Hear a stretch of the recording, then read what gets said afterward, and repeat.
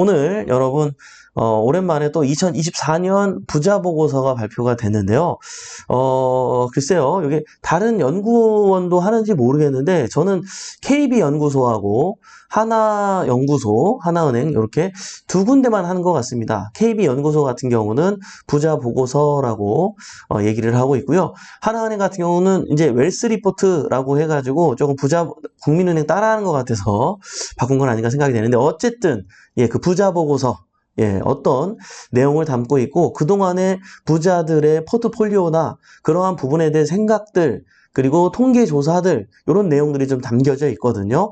여러분 자세하게 자료화면 보시면서 어떤 것들이 있는지 저와 함께 보도록 할 텐데 여러분들이 이렇게 포인트를 가지면 좋을 것 같아요. 뭐냐면 부자들이 어떤 생각을 하고 있고 어떻게 계획을 갖고 있는지 어떤 생각들이 많이 포진되어 있는지 이런 것들을 좀 관찰하면서 나도 그런 방향으로 노력해야겠구나. 그럼 좀 더 빨리 부자가 되는 속도가 더 빨라질 수 있겠구나. 이런 생각을 하는 시간들 내 패턴과 부자들의 패턴은 어떻게 다른지 그런 걸 한번 비교해보는 시간 됐으면 좋겠고요. 지금 현재 부자이시라면 나는 그 상황 가운데에도 앞서 있는 상황인지 조금은 뒤쳐져 있는지 그러한 부분도 생각할 수 있는 시간이 될 것 같거든요.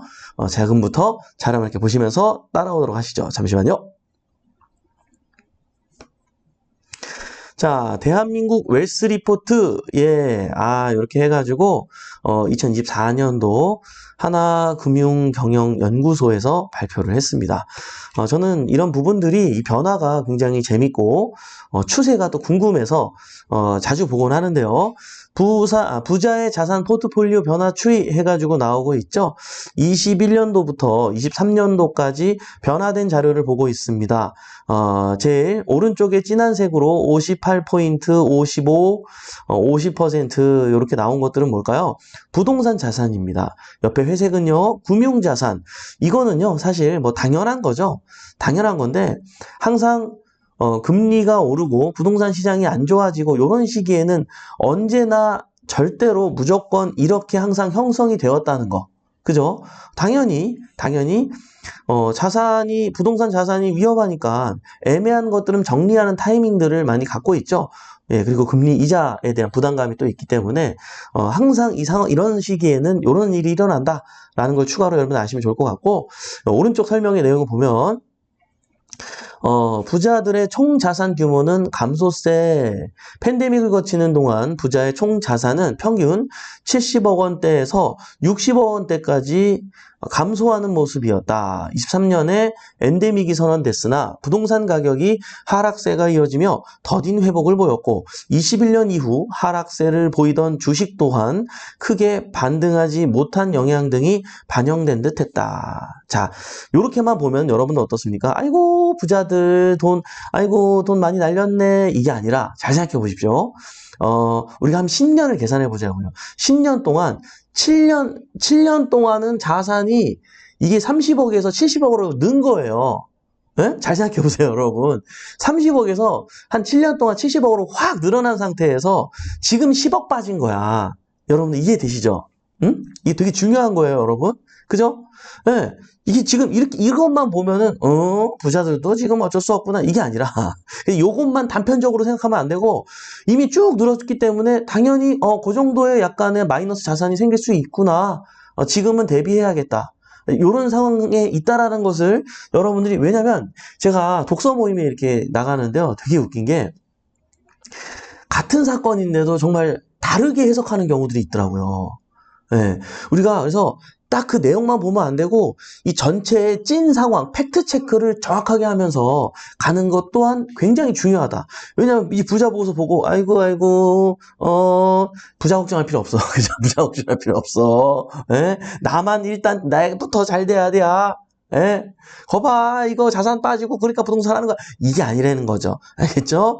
자 넘어갈게요. 부자의 24년 경기 전망 해가지고 나왔는데요. 올해 경기 전망은 부정 시각이 우세하나 지난 조사 대비 긍정 의견이 회복됐다. 맞는 얘기죠. 조금, 더 안 좋을 거, 이러다가 더 안 좋아지겠는데, 라고 생각했는데, 여러 가지 지표, 여러 가지 이 사회경제적인 분위기에 의해서 판단되어지는 부분들이 지금 굉장히 그래도 이렇게 호조세로 지금 바뀌었다.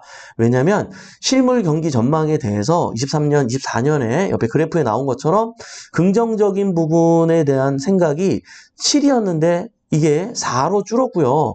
또 24년은 어떨까라고 얘기를 했는데 긍정적인 것들이 이런 수치가 개선이 됐다라는 거. 그리고 밑에 이런 부분들 포트폴리오 큰 변화 없이 시장을 관망하며 예금 등 저축 상품 활용으로 안정을 추구 부동산 회복 기대하며 투자 염두 요게 요거 돼지꼬리 땡땡 별이 5개입니다. 왜 그럴까요? 지금 맞아요. 네, 지금 부자들은 어때요? 조금 약간은 지켜보고 있어요. 그러니까 큰 돈을 투자해야 되니까. 이거는 봐봐요. 부자들이 또 이렇게 한다 그래가지고, 그래, 나도 지금 3천만 원인데, 나도, 일단은 지켜봐야겠구나. 그거 아니야. 그건 일반 부동산 얘기지. 일반 부동산의 시세 얘기인 거지. 경매로는 언제든지 벌 수 있잖아요. 예? 어저께도 경매법정에는 얼마나, 저희가 저희가 이제 백포옥션 사이트를 운영하지 않습니까? 저기 이제 입력을 해야 되잖아요. 얼마나 또 어느 개수가 많았는지 몰라요. 우리 직원분들 얼마나 힘들었는데요. 여러분들 어제도 얼마나 많은 사람들이 주워 갔는지 몰라. 예? 3천만 원, 이건 부자들의 이제 지표. 부자들은 왜냐면 더 큰 걸 사야 되기 때문에 그만큼 리스크도 크죠. 그렇기 때문에 이제 좀 지켜보면서 안정적으로 투자하기 위해서 좀 시기를 보는 거지. 소액으로 하시는 분들한테는 그런 거 없어. 이런 거 따라하면 안 돼요, 또. 그래. 이게 보면 그런다고 또. 부동산 회복 기대하면 투자를 염두하고 있구나. 나도 일단 관망을 해야 되겠구나. 이러면 안 된다는 거죠. 예? 우리 어저께 그 회원님 누구죠? 예? 우리 회원님, 여성 회원님 있어. 슈퍼우먼님이 아주 그냥 대단하신 분이야. 예. 당당하게 토요일 날 이제 아침에 방송 이제 우리 저기 수업하면서 앞에 발표했어요. 단타 물건인데 어머나 2억 8천만 원짜리를 1억 9천에 낙찰받았어. 예? 예? 여러분, 예?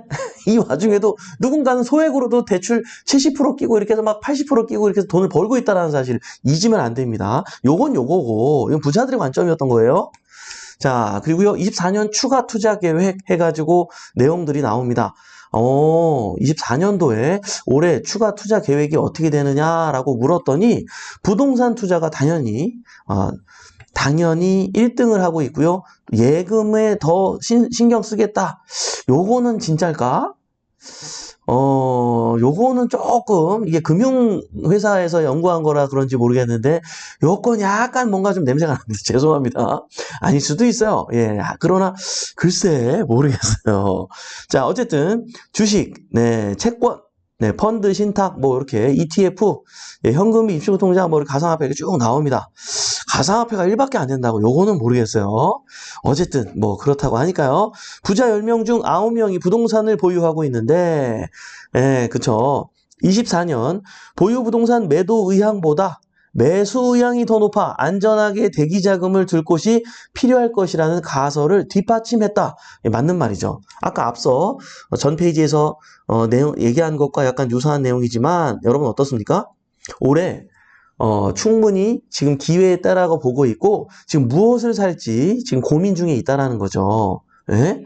자, 매입 의향이 있는 부동산은 지난해와 동일하게 중소형 아파트가 가장 높았고 토지, 꼬마 빌딩이 그 뒤를 이었다. 대형 아파트의 선호는 상대적으로 낮은 편이었다. 자, 요거는 조금 자료 조사가 지금 그래프에 대한 내용이 안 나와서 그런데 이건 자산별로 달라요. 무슨 말이냐면 그러니까 초기 부자 있죠. 초기 부자. 초기 부자라고 하니까 이상하네. 한 10억대 이 정도 부자들은 중소형 아파트가 가장 높죠. 원래 초반에는 다 주택에 몰입해 있다니까요. 주택만 하고 싶고 좋은 아파트, 좋은 입지 이걸 굉장히 중요하게 생각을 해요. 예, 그리고 토지 꼬마빌 이런 경험이 없다 보니까 그쪽으로는 잘 엄두를 안 냅니다. 근데 시간이 지나서 종부세를 막 정말 적은 비용이 아니고 많은 비용을 이제 내다 보면 야 이거 오르긴 오르는데 과연 이게 남는 건가 이제 많은 생각이 들어요. 그래서 그때서야 토지 쪽으로 꼬마 빌딩 쪽으로 뭐 다양하게 공장 창고 쪽으로 이런 쪽으로 이제 많이 변합니다. 그래서 예전에 제가 1년 전에도 KB에서 발표한 그 부자 보고서에서 제가 얘기했던 거 기억나십니까, 여러분? 네? 10억대, 20억대 자산가하고 50억대 자산가, 100억대 자산가 포트폴리오를 보여줬잖아요. 근데 주택에 투자했던 비율이 어디가 높았었죠? 기억하세요?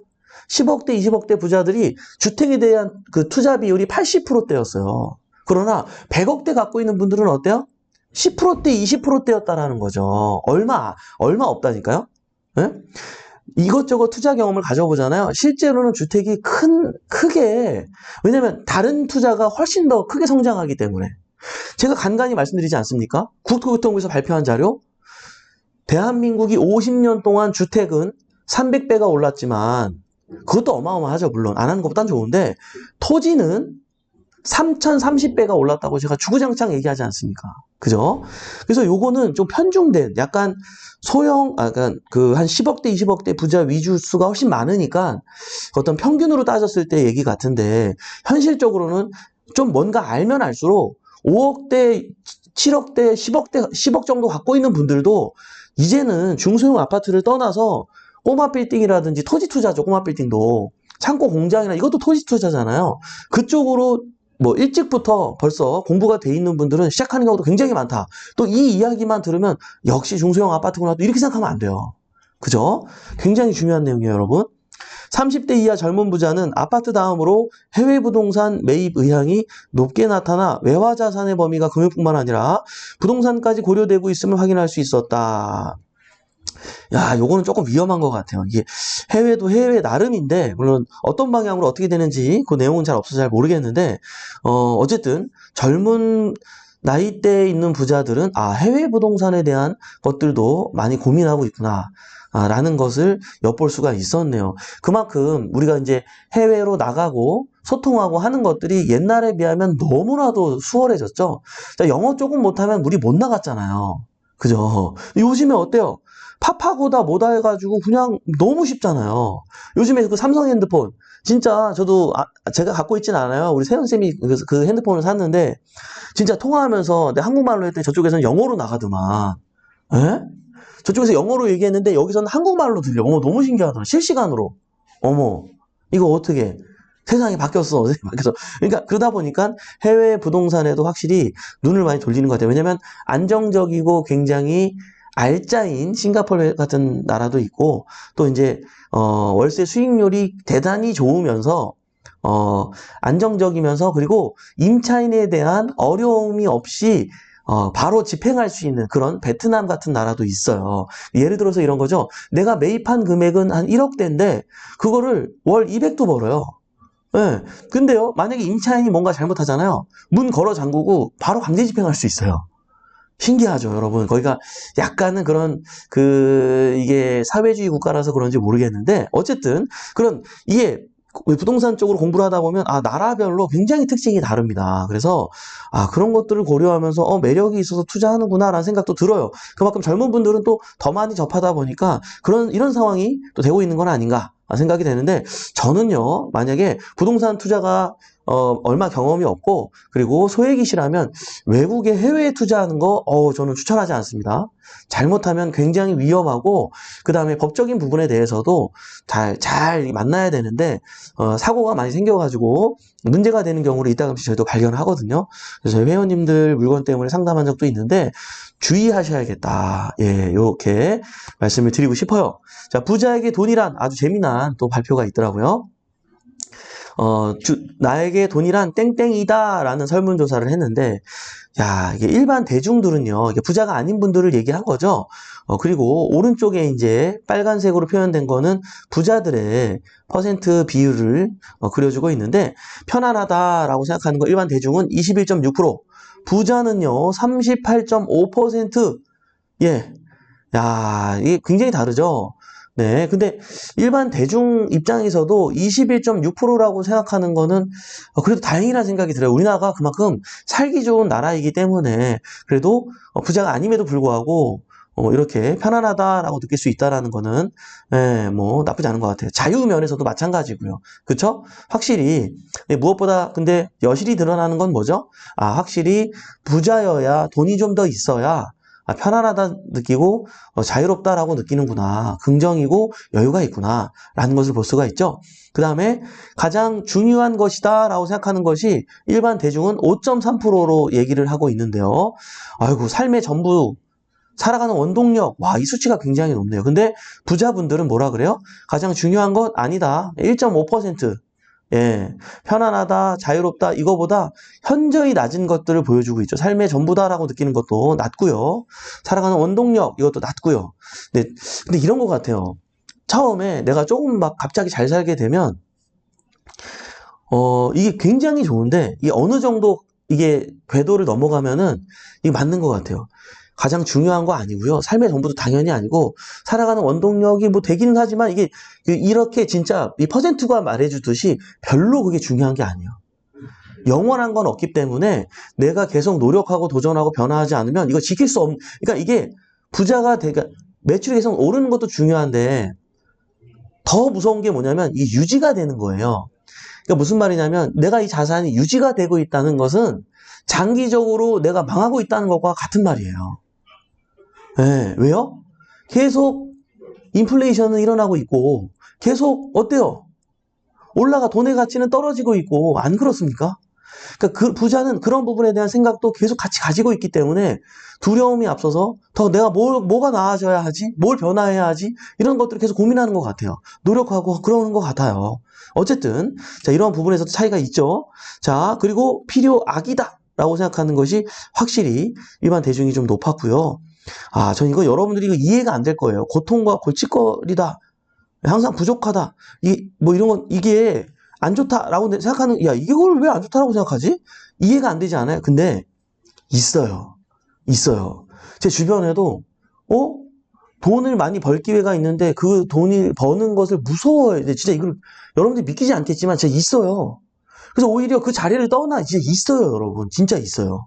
믿기지 않겠지만 저도 안 믿겼거든요. 진짜 그런 일이 있어요. 요런 경우 있죠. 또 이제 굉장히 신앙이 깊으신 분들이 또 이렇게 많이 말씀하시잖아요. 부자가 천국에 가는 것은 그 바늘구멍 들어가는 것보다 더 죄송합니다. 제가 어설프게 죄송합니다. 제가 지금 생방송이다 보니까 갑자기 생각이 안 나네요. 무슨 말인지 알죠? 여러분 무슨 말인지 알죠? 예, 부자가 바늘구멍 들어가는 것보다 더 어렵다. 천국에 가는 것이. 왜 그래요? 예, 그만큼 세상에 너무 이 세상을 천국이라고 생각하기 때문에, 예, 또 여기서 그런 여러 가지 마음적으로, 세상적으로 죄를 지면 안 되는데 훨씬 더 많은 죄를 짓기 때문에 뭐 이런 표현들이 있지 않습니까? 그래서 오히려 내가 갖고 있지 않은 것도 갖고 있지 않기 때문에 얼마나 행복한가. 내가 정말 가졌다면 또 이거 또 너무 신앙적인 얘기라서 어쨌든 여러 가지 어떤 상황들과 요인들이 있겠죠. 자, 돈이란 살아가는데 불편하지 않을 도구, 나뿐만 아니라 내 가족이 대를 이어 편안할 수 있는 중요한 수단이라는 것이다. 예, 이렇게 여러분들도 이런 생각하지 않습니까? 이거는 정말 모든 분들이 공통적으로 생각하는 부분이 아닌가. 그리고 따져보면 이 퍼센트도 굉장히 낮잖아요. 그러니까 이게 과연 일반적인 사고에서 나온 생각일까? 이런 것도 잠깐 모르겠어요. 이게 정말 신빙성에 대한 건 잘 모르겠는데 대부분 결론은 아래에 나온 이 부분에 대한 생각이 맞지 않을까 생각이 됩니다. 그래서 아직 우리가 부자 궤도에 올라가지 못하셨다면 좀 더 화이팅해서 우리가 함께 노력할 수 있었으면 좋겠어요. 자, 돈과 행복은 비례하다라고 많은 분들이 이렇게 인정을 했다고 합니다. 네. 근데요, 대중과 부자의 약간의 차이가 있었어요. 전반적으로 삶의 만족도는요, 일반 대중이 34.9%, 부자는요, 69.8%나 됐네요. 네. 과연 돈이 많은 사람은 더 많이 행복한 걸까? 그죠? 부자들의 경우 일반 대중보다 돈에 대해 더 긍정적으로 인식한다는 결과를 확인했다. 그죠? 확실히 더 행복하다라고 얘기를 합니다. 우리가 행복해야 또 몸에 좋은 것들이 많이 분출이 되고 그만큼 더 건강해지고 그만큼 더 내가 행복하면 우리 가족이 또 행복하고 우리 가족이 행복하면 주변에 또 좋은 영향력을 끼칠 수 있는 사람이 되고 얼마나 또 선순환입니까? 그죠? 우리 모두의 가족을, 우리 사랑하는 자식들의, 가족들의 행복을 위해서 우리가 부자가 되기로 오늘도 여러분들이 결심했으면 좋겠습니다. 요것도 굉장히 재미난데요. 삶의 만족률 정체되는 총자산 50억 원 이상 해가지고 총자산을 기준으로 약 30억 원까지 삶에 만족하는 비율, 삶에 만족한다고 응답한 사람의 비율을 얘기하는 거예요. 이게 가파르게 상승하다가 50억 원까지 다소 둔화된 상승세를 보였다. 그 이상 구간에서는 만족률이 오히려 감소되며 정체된 모습이었다. 하지만 총자산 70억 원 이상에서는 삶의 만족률이 80% 내외로 크게 높아져 그 이하 구간의 만족률과 차별화된 월등히 높은 만족률로 반등하는 특징을 보였다. 요 구간 얘기하는 거죠. 82억 7천. 자, 여기서 보세요. 그러니까 우리가 현실적으로 얘기를 해보자고요. 이 뒤에 거는 먼 훗날 얘기니까 현실적으로 우리 입장에서 얘기를 해보자고요. 어때요? 30억 원까지는 삶에 만족하는 비율이 가파르게 상승. 우리 문정부 시기를 생각하시면 되겠죠. 자, 10억 미만에서 30억까지는 뭐 1억 정도의 자산이 생길 때마다 그냥 너무나 행복해. 그냥 너무나 행복해. 근데 여기 한 30억 원부터는 어때요? 조금씩 행복해. 조금씩. 여기서 이미 30억 정도가 있으면 웬만한 내 모든 생활이 굉장히 편안하게 특별히 이제 가격은 보지 않고 써더라도 부담이 없는 어떤 이제 단계에 왔다라고 볼 수가 있어요. 근데 그 전이어도 충분히 그건 가능한데, 어쨌든, 여기까지는 이제 부자가 되는 어때요? 그 만족도가 굉장히 높이 올라간다는 거예요. 근데 어때요? 여기서부터는, 생각보다는 완만해. 근데 오히려 50억부터는, 70억까지는 덜 행복해, 오히려. 왜냐면 이때는요, 더 큰 위가 너무 많이 보여요, 또. 만족이 안 돼, 지금이. 왜냐면 보이는데 내가 못 가고 있으니까. 근데 이제 보여서 가지잖아요. 이게 너무 그 쾌감이 또 어마어마한 거예요, 여러분. 그런 게 있어요. 여러분 나중에 다 겪게 될 거예요. 우리 굿모닝 경매 식구들은 다 겪게 될 거예요. 이거 진짜 맞는 것 같아요. 진짜 맞는 것 같고요. 진짜 신기해요. 이걸 어떻게 통계를 냈는지 모르겠는데 너무 신기해요. 여러분들 어떻게 하면 돼요? 우선 30억까지 묻지도 따지지도 말고 달려야 돼, 그냥. 달려야 돼. 고민할 거 없어. 그냥 여러분들 뭉텅뭉텅 벌잖아요. 뭉텅뭉텅 써도 막 통장에 뭉텅뭉텅 돈이 남아있어요. 얼마나 행복한지 알아요, 여러분? 우리도 그냥 뭉텅뭉텅 벌자고요. 알겠죠? 네. 부자의 루틴 해가지고 평균 수면 시간이 나왔는데요. 부자는 7.3시간을 자고요. 일반 대중은 7.8시간을 잔다고 합니다. 부자가 되려면 좀 덜 자야 되는구나 라고 이거를 보면 또 오해할 수가 있는데, 저는 중요하지 않다고 생각을 해요. 왜냐면요, 이것도 이건데 더 중요한 건 제 주변에 잠 많이 자시는 분들 많아요, 부자인데. 저는 이거는 의미가 없다고 생각을 하고요. 이거보다 더 중요한 건 몰입이라고 생각을 해요. 제가 진짜 똑같은 직원들이 일을 해도요, 1시간을 일을 해도 이거를 2시간처럼 일하는 친구가 있고요, 1시간을 일을 하면 이거를 10분처럼 일을 하는 친구가 있어요. 여러분, 과연 수면 시간이, 어떤 분한테는 10시간은 자야지 생활 리듬이 완벽하게 회복할 수 있는 체력을 가지신 분이 있어요. 그분한테 이렇게 해서 시간을 줄이라 그러면 이건 하루 일과가 다 꼬이는 거예요. 이거는 저는 아니라고 생각해요. 그래서 여러분 참고하지 말고, 중요한 건 내가 깨어있을 때 무엇이든지 무슨 일을 하더라도 굉장히 집중 있게 몰입해서 성과를 내는 방향으로 하는 것이 훨씬 더 중요하다. 이런 거를 강조드리고 싶습니다. 네, 요거 굉장히 중요한 것 같아요. 부자의 루틴 해가지고 연간 독서량을 조사했는데, 부자는 한 달에 한 권을 읽고 대중은 그렇지 않았다고 합니다. 그리고 취미 부분도 이렇게 나오는데, 여러분 독서는 진짜 중요한 것 같아요. 제가 그 독서 모임에 이제 나간다 그랬잖아요. 그러니까 나가보잖아요.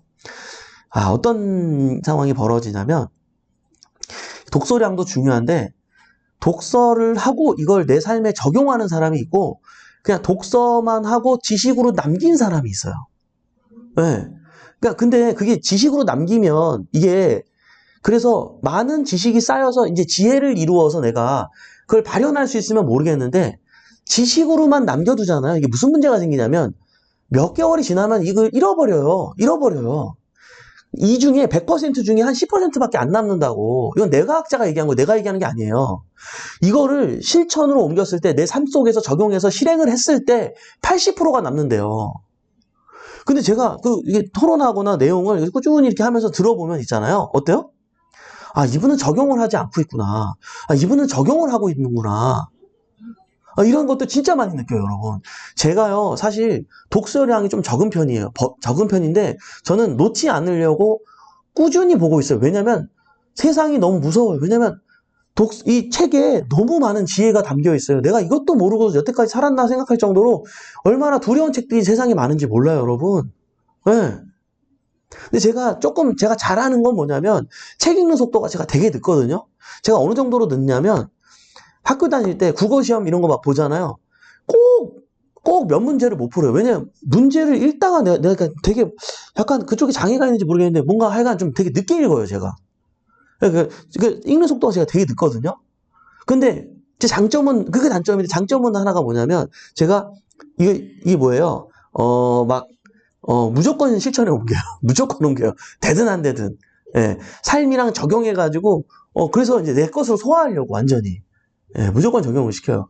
그래서 좋으면 좋은 거, 별로면 별론 거, 뭐 안 좋으면 안 좋은 거, 이거를 구분해서 제 나름대로 제 카테고리 안에, 이제, 파일집 안에 이제 넣어놓는 거죠.